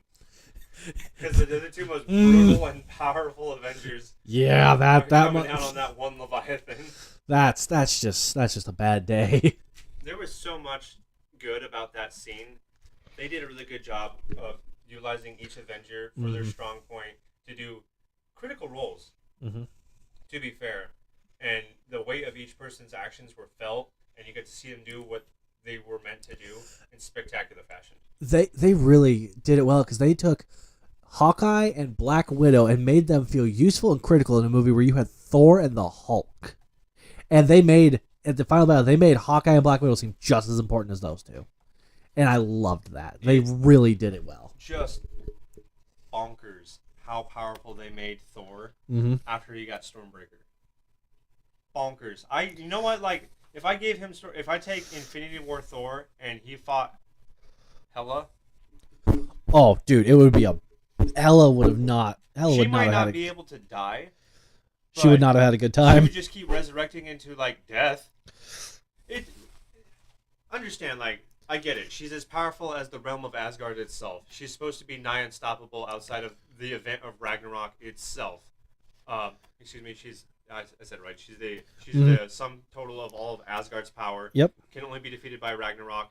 But you can't look me in the eye and tell me that a Thor who defeated the Infinity Gauntlet in seconds can't just whip Hela. I feel like it would have been similar to that whole Doctor Strange Dormammu have come to bargain smack. I feel like it would have been a lot of that of brother, I've come back, and then she just gets yeeted through a mountain. It's just, yeah. 113. It would have been a vicious fight. What say you, Tony? Is it bonkers how strong they made Thor in Infinity War? Absolutely, 100%. There's no way in the comics Thor would have been stepping to Thanos with the Infinity Gauntlet. Not a person. And that's the problem that they were coming with bringing in someone as strong as Thanos with the Infinity Gauntlets, was that who are you going to actually put against the dude that has the universe literally in his hand? To be fair, in Endgame, they did a good job of making it like, oh, let's battle for the MacGuffin. I appreciate that. Of course, it wasn't going to go the same way as it did in the comics, where he he ascends into like an astral body, and Nebula ends up getting it off his physical person and starts wielding it. It's a different entire story at that point. So I can see why the MCU detracted from that. But just to say that, like in Infinity War specifically, that Thor just comes in, new hammer, and he's just better than existence. The stone's responsible for every, I'm not going to say fundamental force, but the most fundamental forces of, time, space, energy, or time, space, power, mind, soul. It's like that's pretty much existence. I'm going to say the building blocks of existence, not the fundamental forces of building blocks of existence for sure. Physics. Really is what it is. Because Yeah. the fundamental forces are the strong, the weak force, the electromagnetic field, and then the gravity. Those are the fundamental forces. He can manipulate those. with the stones. Yeah, but the stones themselves are greater and more varied than the fundamental forces. True. True. They were they're the actual thing. It's wild. The actual universe. There's no way, no incarnation of Thor, even Rune King Thor, I think would have a tough time with fighting the Infinity Gauntlet. Yeah. Although I would like to see them do Rune King Thor right. I think they have. I think They didn't do Thor wrong. They did Hulk wrong. I'm talking Love and Thunder. But in the Love and Thunder was pretty all right. I didn't enjoy it. I didn't like. I what they appreciate did it for with what it is. I don't think it was Eternals level of crap. No, but I just after everything Thor had been through, after how much they hyped him up, after how buff he got again, I wanted a stronger Thor. I wanted a bigger, better, tougher Thor. And they made him a joke for most of the movie. And I mean, Chris Hemsworth has been very vocal about the next time Thor comes out, he wants Thor to die. But I want us to have another scene like Infinity War where Thor shows up just the wrathful god. Yep. Thor: Love and Thunder was not necessarily a movie where he was going to overwhelm his opponent. It was a movie about how he was going to show that he's not only a leader, but he can solve problems by showing kindness, fairness, and justice. Agreed, but I feel like they could have... It was him growing up and basically swallowing his pride, not necessarily the way he did in the first movie, but swallowing his pride and saying, okay, I'm either going to have to make sacrifices or I'm going to have to drop my vanity and come to the realization that I need help. Nothing's going to last forever, and I'm going to have to reconcile that to myself.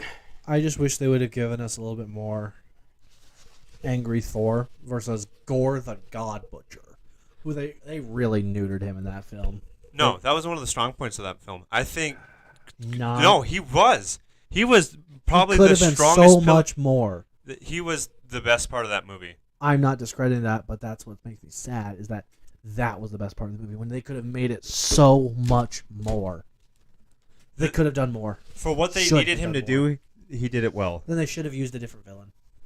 He did a good job of what he was intended to Then do. they though. should have used a different villain. Oh. You do not use someone called the God Butcher like that. Oh, never mind. I mean, he did kill a lot of the gods.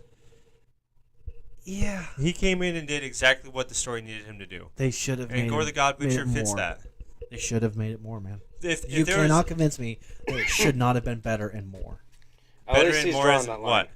Because better is a pretty generalized comment, and then more of them. Yeah, I'm fine with having more Gore the God Butcher, but I don't need necessarily more violence from him. I liked the He is I a like the scheming. butcher. I- They should have had him do more butchering. They should have made him live up to the butcher. You don't earn the title of butcher by just killing a couple people. No, you do it in a horrific, grisly, fear-inspiring, brutal fashion. You butcher them, and they did not make him butcher people. If you're going to call someone the God Butcher, make him a butcher. Okay. If I think with that direction, it would be counterintuitive to how the humor of the movie was going to work, which he did on the whole, and he did a good job of it. But I can agree with the idea that I'll take a more menacing and threatening Gore the God Butcher. Understand that the direction they took that movie, he was still a phenomenal character, and I think they treated him well for what was intended as a comedy. He still had fear, he still had presence, and I wasn't afraid of him. He didn't make me afraid. He didn't make me go, oh, like other villains have. And like who? Thanos, Loki, Ultron. Every single one of them had my moment go, oh crap. I never looked at Gore and went, oh crap. Kang. There's even a little bit of Kang that made me go, oh crap. But I didn't feel it with Gore, and I feel like if they were going to use a character like Gore in a comedy, then they should have used a different villain and saved Gore for another time where he could be used the way he should have been used. You know what, Ian? You're right. Yep, you got me. You got me on that one. Yeah, I still think he was the best part of that movie, but Agreed. Gore the guy butcher could have been better. Can someone mark the calendar? Holy crap! I made Kenny agree with me. For everyone watching this, you have no idea how rare that is. Me and Kenny rarely see eye to eye on something, let alone something that I actually push. So, holy crap! Alrighty then, I'm vindicated.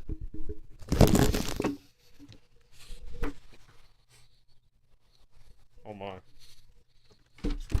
I'm looking for soundboards because our audio is still kind of crap, and I cannot fix it through OBS at all for some reason. So I'm looking for a sound mixer board to attach to the laptop so we can stop dealing with this nonsense. We are This is definitely not our best podcast. top shelf. Well, we've had a night. And I'm not saying it's necessarily on us because we've had some pretty riveting conversations here. Agreed. But if the quality is hard to listen to, I don't think anyone's going to be attracted to listening to our, fourth episode? Fifth. We're actually on our 5th episode this time. Fifth episode. Yeah. Which I is don't think sad. anyone's going to be attracted to listen to, hey, how's it going? Talk to the villain. Yeah, I don't know what the deal is because like you normally overpower everyone. Tyler, if you But made it for this some far, we reason- appreciate you. Yeah, for some reason you are not on it today. But no, I just Like Ian is absolutely clear. Why don't you try because Taylor's not using hers. Why don't you try using hers? See if that works. Maybe it's that mic. we should mark that mic with like tape or something. Like, hey, bad mic. If it is, then I'm going. Yeah, then I'm gonna mark it tonight. Because like I'm coming in, but I've practically got to be eating my mic. Give him the funnel does it fairy butter sound? bar. Are you listening? I'm on a delay. Yeah, hold on.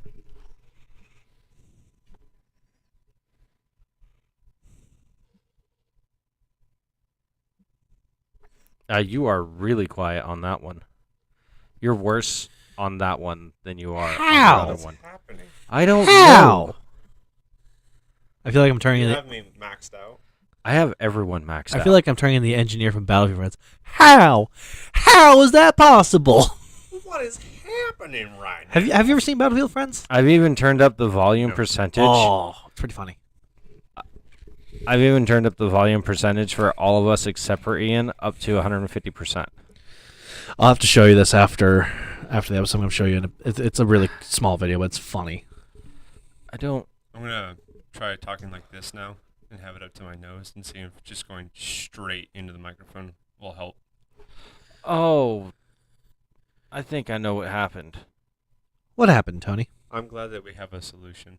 Having a But solution I- is better than a problem. No, Agreed. no. I think I know what happened. I don't have a solution. Like I understand what the problem is. What's the problem, Tony? So OBS has this has a section on here where you can get the source stuff Holy from mother of Fruit Loops. and it's set up for I foggy in think here. A little bit. Ian's mic right now. There is no option for not Ian's mic. There's no option for everyone's mic. So the primary device that it's pulling audio from is Ian's. I don't have a multi-channel option yet. So we're all talking to Ian's mic. No, it's picking up from us, but his is the primary device that it's pulling from. Bummer, dude. I know. I'm working on it. It's Darn. That's so weird that it's doing. Well, congratulations, Internet. You're a front seat to my unhinged ramblings, and I can overpower my buddies. Now to talk about Operation Northwoods. No. That's a joke. That's No. a joke. I mean, look it up. You should be informed about what happened. But I can straight up mute you, dude. that was a joke. Look it up, but that was a joke. Seriously, look it up. Operation. Mockingbird. I think I figured out what I can do. But it's gonna require me to go and I got to get another one of these that has. This is a nifty device. I do gotta like get another that. one of these that has 4 ports. Hopefully Hey. that'll help. Hey, Tony. You like taking the kids out on the weekends, right? Like to go camping and stuff? No. I am afraid to answer this. No, it's I a don't genuine know. question. It's a genuine It question. could be a genuine question all it wants to be. Yeah, I'm pretty sure it's a genuine question. So then why are you so scared? Because I'm afraid of where Because you're of going to who's take asking. this conversation. No, I know a really good state park I can recommend to you. State of despair. We're not doing this. I know what you're going to say. We're what not doing am I this. gonna say? No, What am I gonna say? we're not doing it. Do what? It's not happening. Not happening. What's We're happening? changing the conversation. I'm just saying Ruby Ridge State Park is a Starting good state with park. Ian moving around the table, if you could make your own character in Rainbow Six Siege. Oh, I actually have thought of this. I am actually I ready. knew this was going to get you. Are you ready? Starting with Ian moving around the table, if you could develop your own character into Rainbow Six Siege, what would they be? So mine would be an attacker, and it would be based of the CIA Special Activities Division. I don't know what they're called now, but he would basically be a CIA paramilitary. Okay. And his two weapons, he would actually have three primary weapons. He would have the Three primary weapons? three primary options. Other operators okay. have three. So you could pick for him Yeah. loadout? Yeah, he would either have the Mark 18, Mark 17 CQB, the Scar H with the short barrel, the 308 Scar H with the short barrel. He would have Mavericks M4, which is basically just a 416 with some interesting furniture. But he would have Interesting furniture? That's Well- a fun way of describing that. because it's a 416, but then he took all the 416 cool looking parts and put like regular M4 parts on it. But like you can look at it and be like, that's a 416. With interesting furniture. I gotta say that when I go back. So it would either be one of those two, or it would be the GIGN's, the 417 marksman rifle. Would be his three weapons, and for his two pistols, he would have the M45 from the FBI SWAT people, or he would have the red dot pistol that I forgot its name. It's the CZ. It's the one that Warden has, as well as a couple other operators, and he would have choice between the 1911 or the M9, not the M9, but the 9mm. He would have either of those two, and his ability would kind of have a similar effect. It would be like if you mixed Echo and Ying's ability. It would blind and disorient your character. It would mess up their hearing, and it would be blinding. What it would be is it would be targeted though, because it would be a mount. It would be a mounted system on his rifle, and you'd have to scope in, and then you'd have to target someone, and you'd hit the ability button, and it would be a mixture of a strobe and a miniature LRAD device, long range acoustic device, mounted on his rifle, and you'd hit that, and it would and if he was aiming at someone, that way it couldn't be overpowered and abused. But if you were holding an angle and someone came around the corner, you could hit that. Or even better, if you're in a gunfight and you don't want to die, and you kind of got a bad switch, but you have the ability to get eyes on them first, but you aren't quite quick enough to get the trigger, you can hit that, and it'll disorient them enough to where you can get the shot off. And have it, and I figured out his operator name would be Sentinel. Sentinel. And his whole thing is he would be kind of like like a polo shirt, a t-shirt, blue jeans, and then tactical gear with a pair of like either glasses or goggles and a pair of ear pro, but no helmet, maybe a pair of gloves, but very much like a smaller plate carrier and a battle belt, but on top of like a t-shirt or maybe like a hoodie and jeans. Like he is supposed to be a CIA operative who just pulled the stuff out of his trunk and was getting ready to go. So he's not showing up in full Kenny, kit. you're still having a hard time, so I'm going to have you piggyback off of mine. So Oh, really? Yeah. Let me see. See which one are you plugged into? I have both these.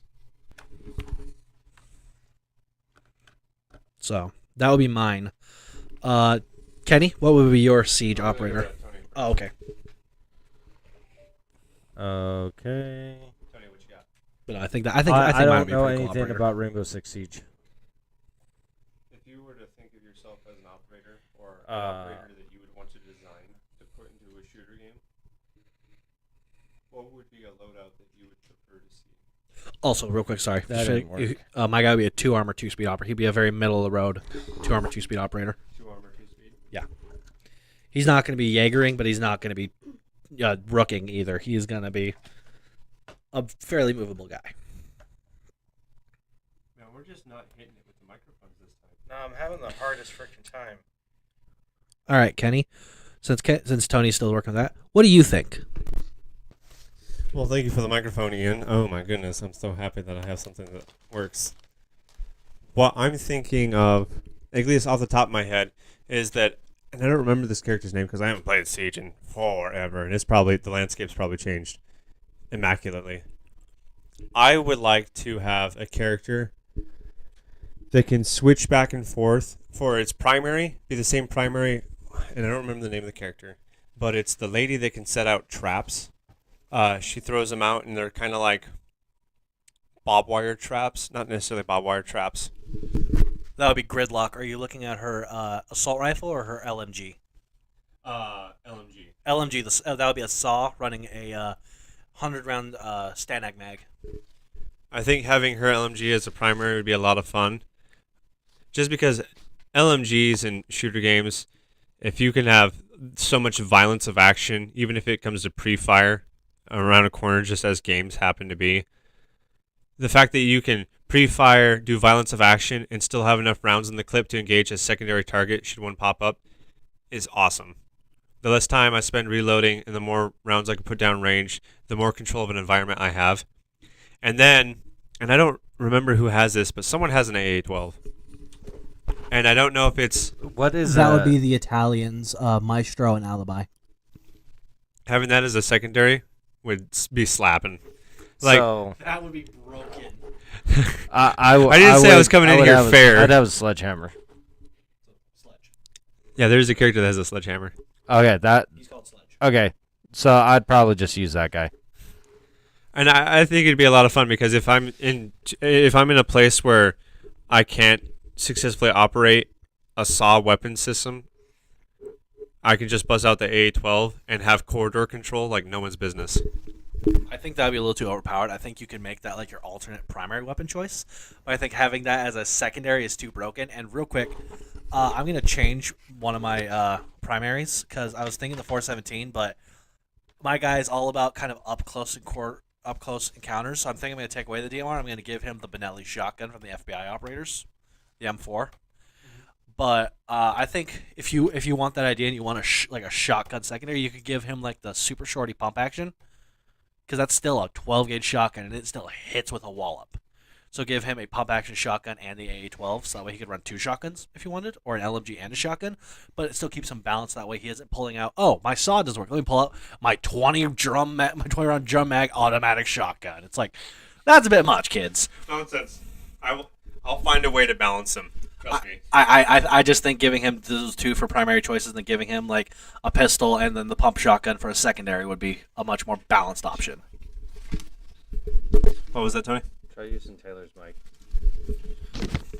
This is Taylor's mic. Can you hear me? Can you let me know if I'm coming through to the other side? The mic's just straight up not working. No, I assigned it to the wrong thing. So, Doggo. and what would your ability be? You didn't tell me what your gadget would be. I haven't even thought of the ability yet, but what I'm going to try and do to balance it out is that I would try to be 1 armor, 2 speed. It feels like that would break the meta of moving a bit. Here's an idea. So that way you could have your shotgun you wish as your secondary. Instead of having the 20-round drum mag, have you have 8-round stick mags. That way if you're going to hold it, you can't just spam shotgun shells all day. You're only running the 8-round stick mags. Nonsense. What I'm going to do is I'm going to have my cake and eat it too. Of course you are. What I'm thinking here is I'm going to be 1 armor, 2 speed, but to throw this completely on its head, I'm going to look like the bulky armor guys with fat helmets and goggles and everything. And the reason why they designed them like that is so that they're easier to hit with a headshot. That's the whole purpose of the game balancing there. So I'm going to have the biggest silhouette a character could possibly be given in the game, but with 1 armor and 2 speed. That's going to get you killed so often. I'm going to run around with a saw and an AA-12. And I still don't know what ability I'd want. That sir is a glass cannon. Here's an interesting idea. Here's one they never I use. think that balances out the character. Hear me out here. So big, have your guy be an ammo resupply, ammo and gadget resupply. Either you run up to him, or he can like set down his backpack and it's full of stuff, and have it how like Rook drops armor. Yeah. Have this guy drop like an ability and ammo refill. Because like the only other time you experience that is when you're playing like Terrorist Hunt or something.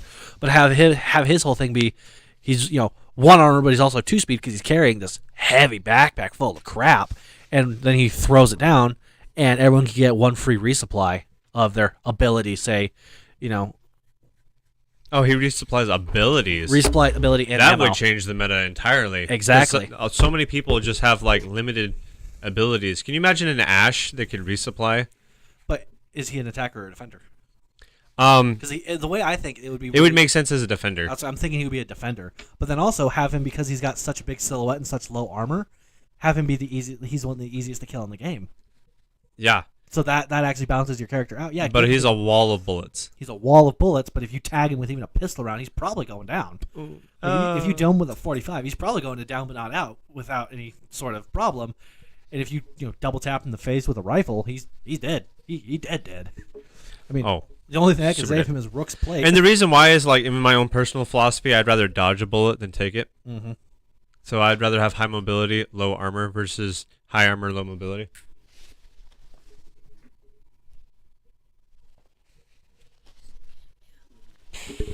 Sorry.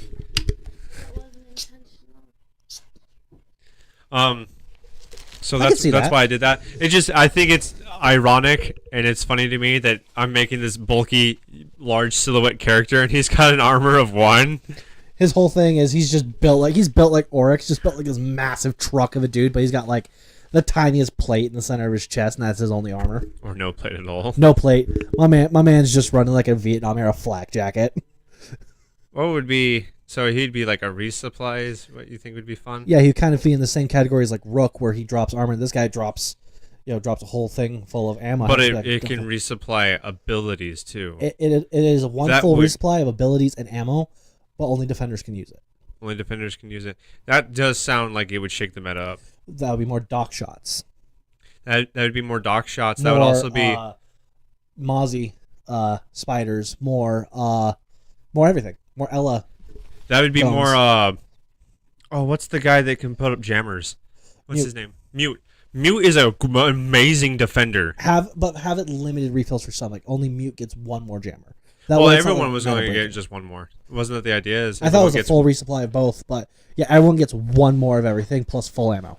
Yeah, so it's basically a resupply box, but it's a resupply box that you can only use once, and it resupplies your special if you have limited special. Because not Exactly. everyone has limited special, but Like Caveira a has Mute an with an unlimited special. additional jammer.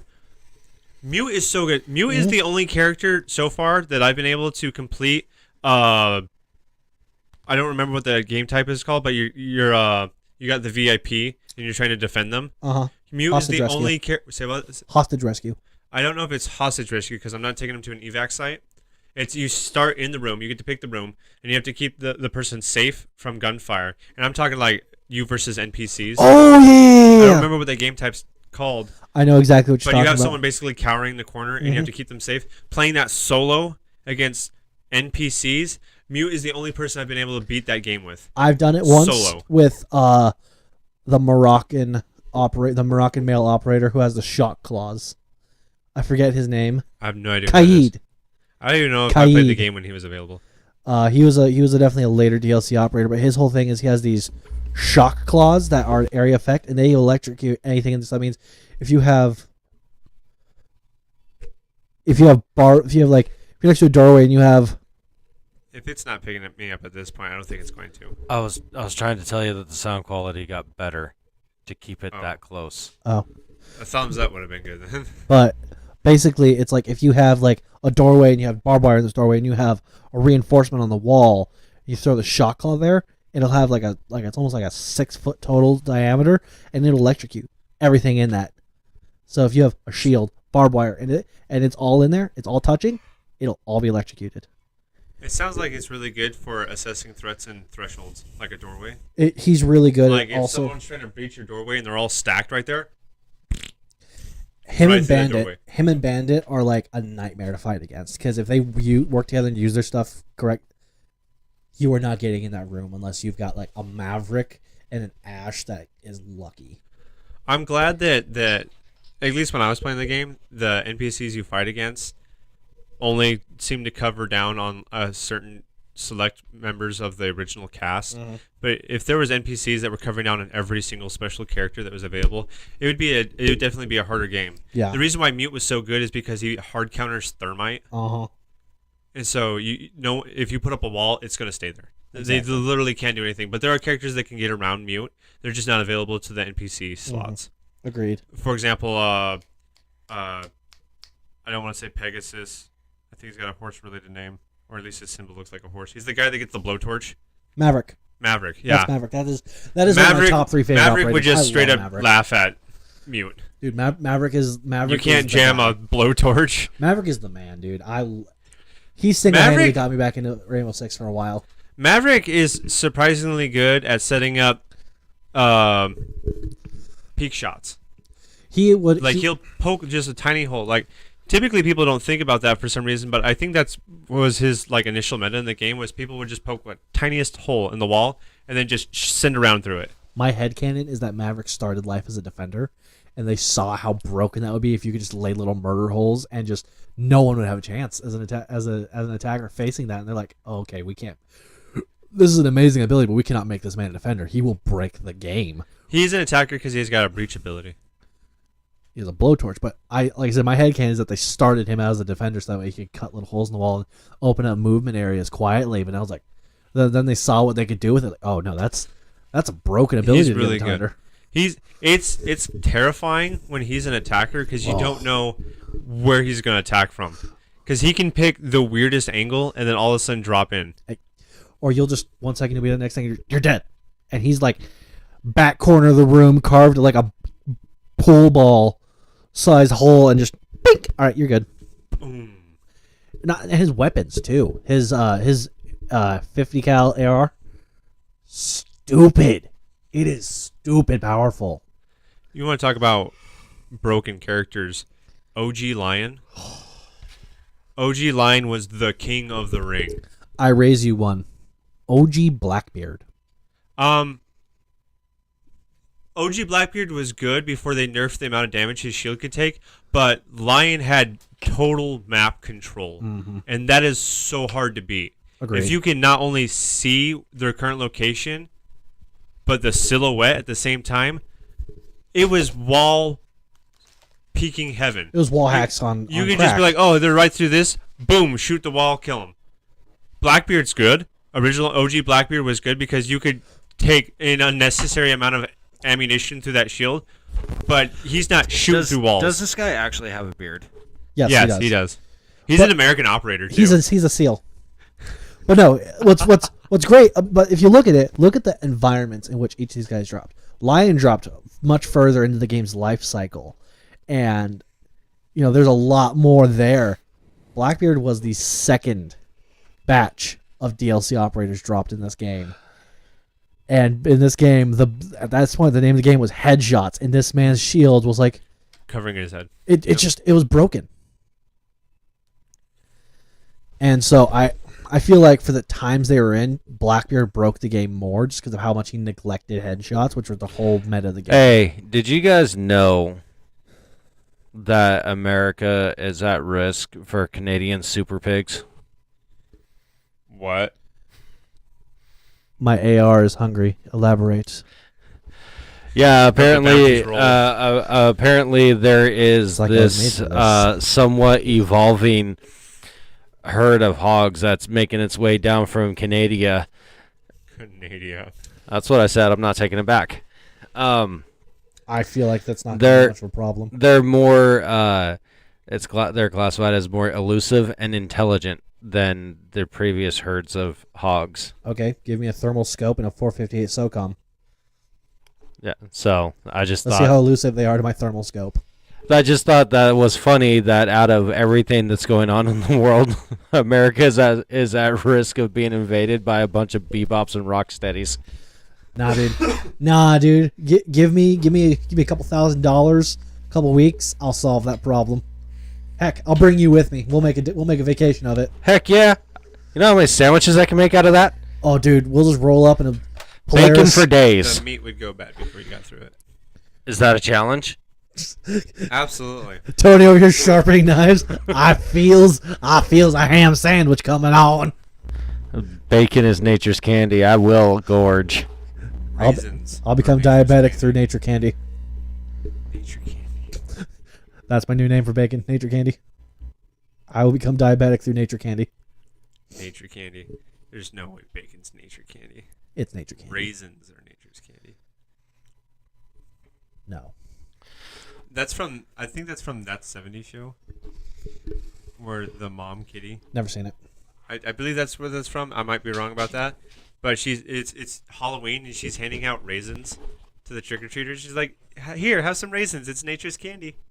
I'll take your word for it. Like I said, never seen that 70s show. I thought that's why I was referencing that. Mhm. Raisins, it's nature's candy. But bacon is nature's candy? Nature's manly candy. Manly? Yeah.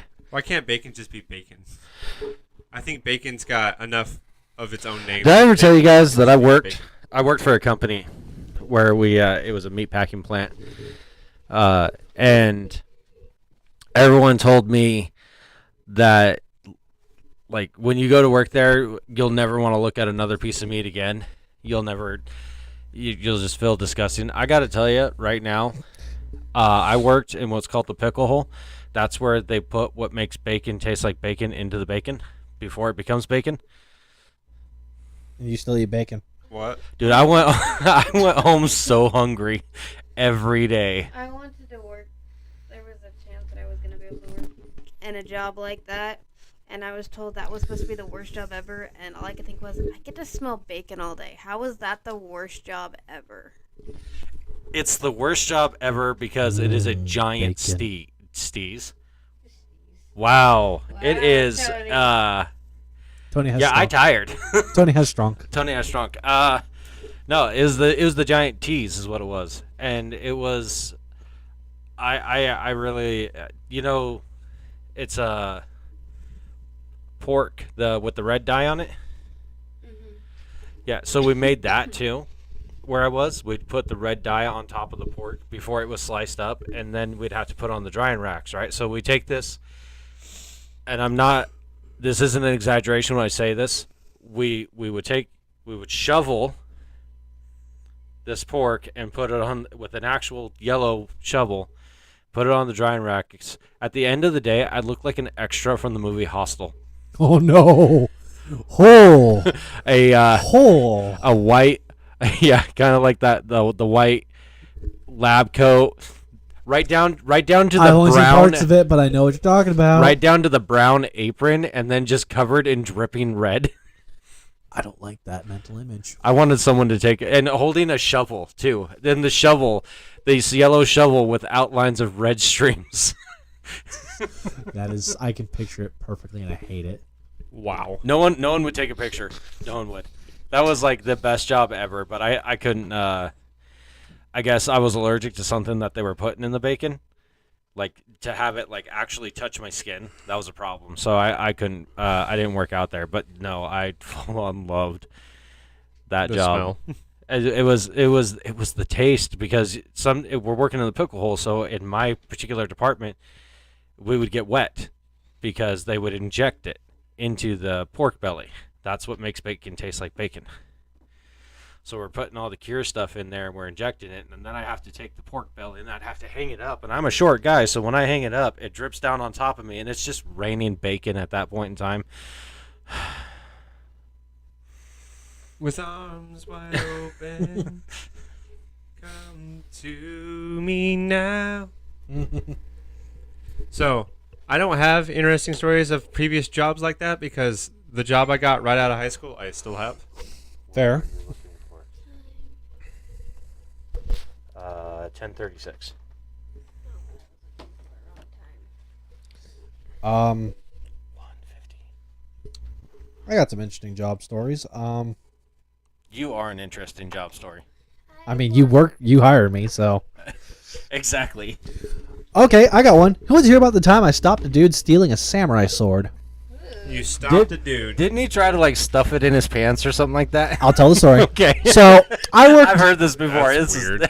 I worked at a nondescript casino in a nondescript location. Is that and a the- katana, or are you just happy to see me? And this nondescript casino had a nondescript truck stop attached to it. And so one day I get a call to go over to this nondescript truck stop because I work security for this nondescript casino. And security of this nondescript casino was responsible for not only this nondescript casino, but all the nondescript casino properties that were associated with it. And so we get a call to go over to this nondescript truck stop because someone is stealing a samurai sword.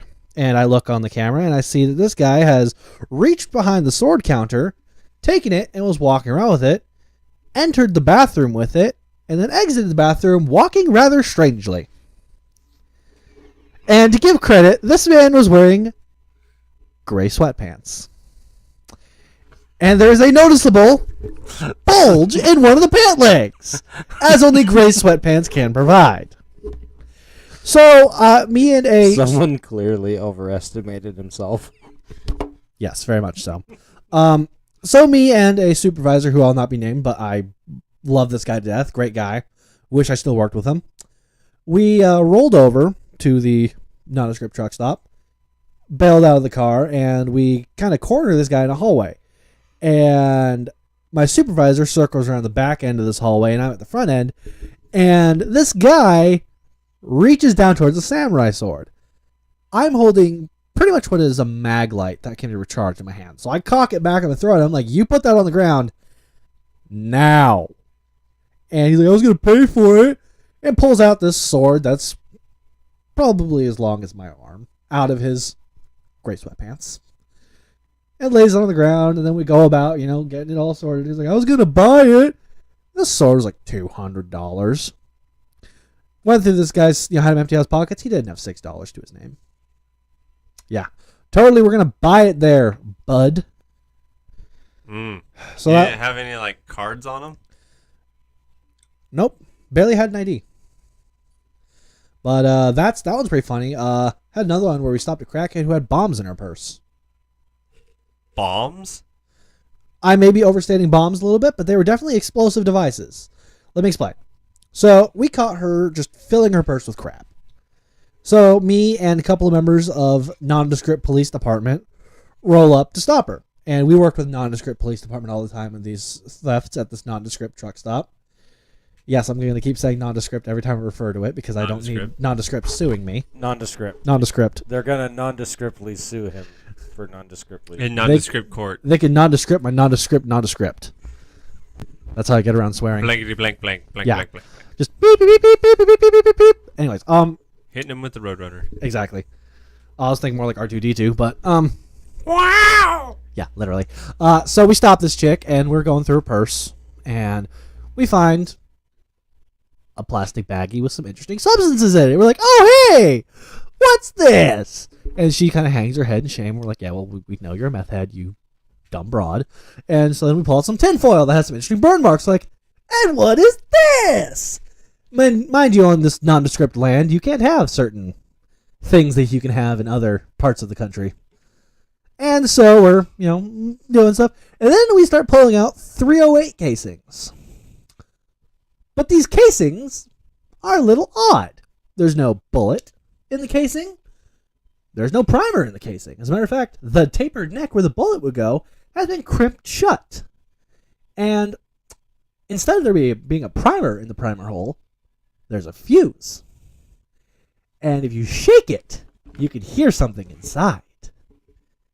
And there's just enough powder there to make that casing fragment.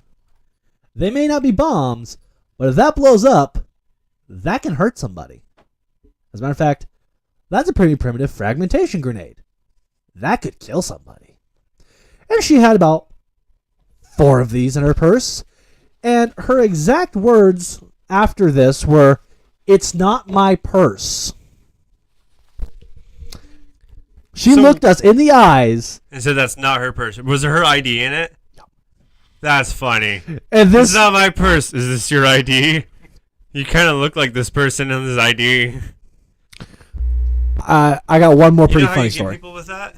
You call them by name from the name that you find on the ID before you explain to them that you have their ID. Like, are you Tony Williams? Yeah, I'm Tony Williams. Is this your purse?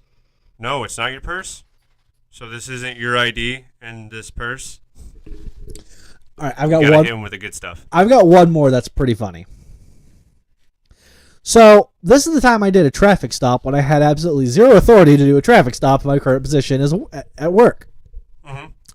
So we had at this nondescript location, we had a nondescript camping ground attached to this nondescript location, and we had a fella who had just gotten out of a place living on our nondescript camping ground in a tent, and he hadn't paid his bill at all. Eviction time. Not quite. Nondescript eviction. Nondescript eviction. Not quite. Oh. Well, Hopefully my eviction wasn't telling enough as to the location. no, it wasn't. But we had been told earlier, go out and make contact with this guy and tell him, hey, get either pay us the money now or get in contact with the people running this nondescript campground, this nondescript location tomorrow, and get it sorted out with them. And he was like, all right, cool. Well, later we got a call that someone's picked him up. He's in the car. He's starting to drive away. I was driving around in one of the nondescript company cars at the time, and my boss gets on and says, hey, get up behind him, turn your lights on. I am by no means a law enforcement officer at this point in my career. And I was like, you're telling me to initiate a traffic stop? And he's like, yes, that is what I'm telling you to do. So I roll behind this dude, flip on my yellows, because we do not have reds and blues. We have yellows. Yeah, I get that. This guy pulls over. And I am now going, Now well, what? all right then. So I get out, pull out my flashlight, click on my flashlight, walk up, do the palm against the door. Even though cameras are covering me, it's just palm against the door. And I'm like, well, I've watched my family do this enough, and I've seen enough shows. I figure I have a pretty good idea of how to do this next part. So I was like, it took everything about it, and I go, I'm stopping you this evening. It took everything about it. I was like, hey, Mr. So-and-so, we saw you were leaving so-and-so place. Are you planning on coming back? Yeah, I'm just going into town for drinks. Okay. Please make sure you come back. Okay.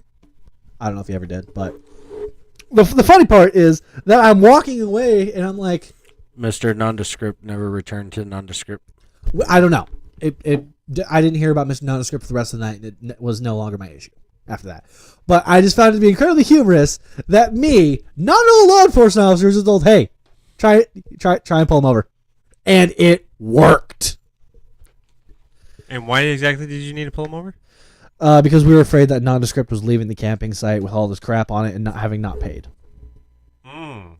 And he had been there for a couple weeks, so he had racked up quite a hefty bill. Did he end up paying? I don't know.